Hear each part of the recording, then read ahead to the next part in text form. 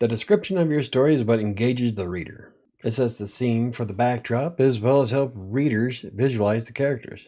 This includes various elements such as senses, movements, colors, and even point of view. Well, I'm Mike with WriterSanctuary, and this week in Reedsy, we dove into writing descriptions and ways to flesh out the plot. Now, in the first lesson, we learned about using senses to put the reader in the scene. Now, telling a good story goes well beyond the visualization. Things like smell, sound, touch, and taste go a long way to open up the story. Now, this is something that I don't do very well, which I should really pay more attention to doing. On day 2, we went over movement. Elements such as verbs add meat to the details of how the characters move. More verbs usually equate to more movement. And one of the best things you can do is tie in senses with that movement. Now, I don't think I do too bad of a job when it comes to movement, but I feel like I could probably do a little bit better. Day 3 was centered all around colors. Now, colors can bring scenes out and highlight or emphasize certain people, places, or things. It's all about setting the mood or atmosphere while also being able to contrast certain elements to make them stand out. Now, this can be done by using contrasting accent colors, much like having a blue trim wooden frame around a white cream brick house.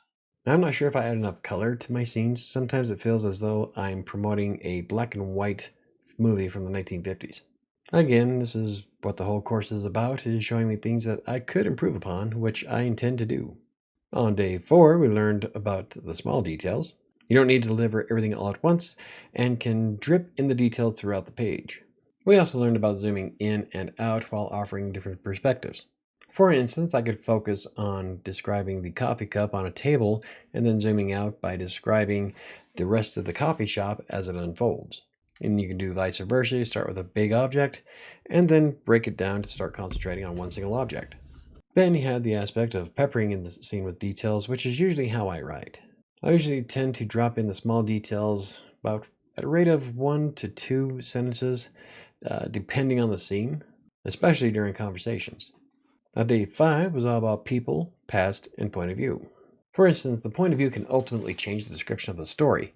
It's the difference between first-person and third-person perspectives. What one person is seeing isn't necessarily exactly the same as somebody else in your book. Adding descriptions of people can deliver an overall sense of the place that you're describing.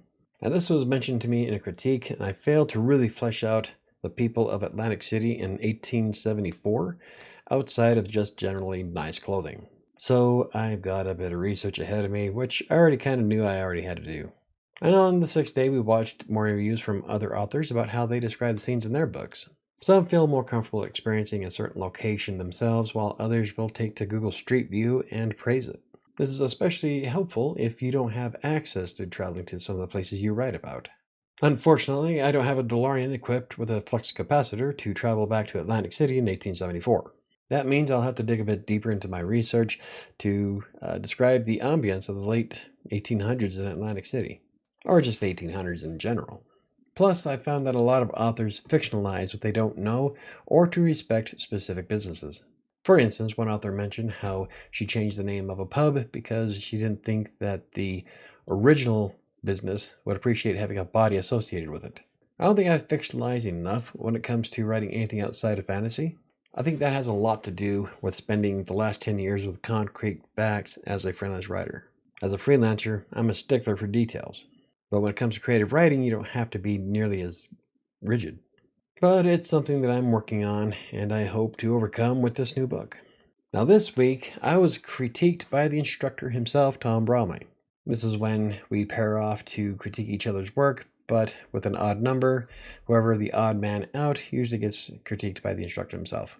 This week, it was my turn. I was kind of hoping for it, but here we are. He pointed out a lot of things that I already know about myself. For one thing, I tend to skip out on a lot of the details.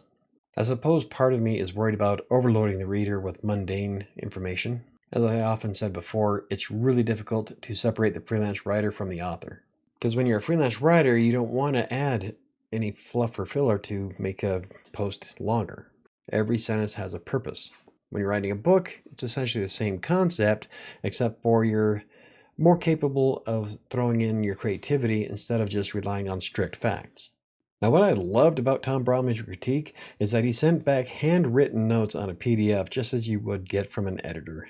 Of course, his handwriting is like trying to decipher that of a drunken doctor, but mine isn't that much better. Still, I plan on breaking down all of the points that he made to help polish up the story once the first draft is complete. But at the end of the day, Tom Bromley said that he liked what I've been doing thus far and that I write well. Now, coming from a successful author, that actually means quite a bit to me. I don't have the highest self-confidence when it comes to my creativity, and to have somebody point that out, especially somebody of his caliber, it just, gives me goosebumps. Now all I have to do is continue writing a good story and making it interesting. So this week in description writing was extremely helpful. As I said, I'm not the most descriptive, and I often leave out a lot of key details. Anyone who beta read Kingmaker can attest to that. So I do have to say that this past week was probably one of the most profound for me. Now all I have to do is just implement what I've learned. Next week we'll be going over dialogue. I don't think I do too bad of a job when it comes to dialogue. I feel that my characters are distinct enough to where each one could say something and the reader would know who was saying it, especially when you look at the difference between Diemys and Pelor in Kingmaker. Now Diemys is more serious, while Pelor has more of an innocent and playful demeanor. In any case, I can't wait to see what's next in the Reedsy writing course, and I'm having a great time. I'm learning quite a bit about myself and about how to set up a book, and I don't know. I think this is just going to make Fury and this new book something awesome. I'm almost half tempted to rewrite Kingmaker. But anywho, if you enjoyed the video, hit the like button. For more videos about self-publishing, blogging, freelance writing, or anything else I cover, hit the subscribe button. Don't forget to hit the notification bell. I think it's going to do it for me today. I'll see you next time.